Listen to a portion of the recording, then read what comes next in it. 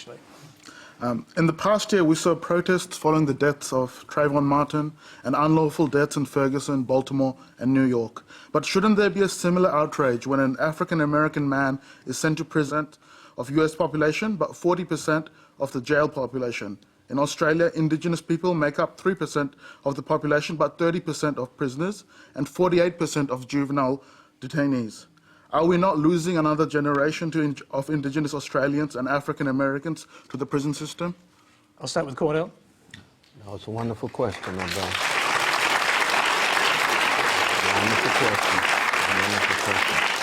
I mean, when you think about the wasted lives, the unrealized potential of human beings, I don't care what color they are, but beginning here in Australia. I mean, the United States and Australia are similar in the sense that they both began as settler colonial societies, deeply white supremacists at the very beginning.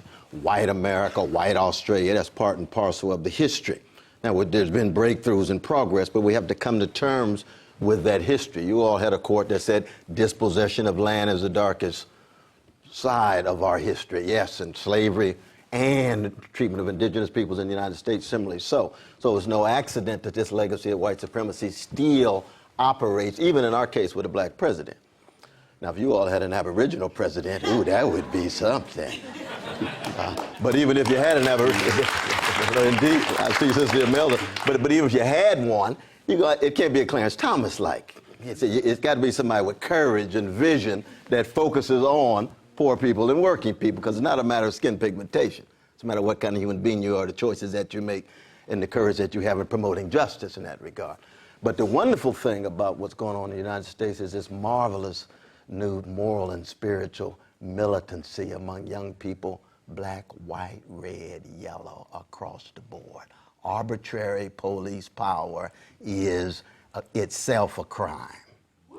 That's what's going on in Ferguson and Baltimore and so forth. And you would hope the same thing would be true in Australia, that when a precious Aboriginal sister or brother is mistreated by the police or the criminal justice, every Australian, no matter what color, it has to be attended to. There has to be accountability, responsibility, and answerability.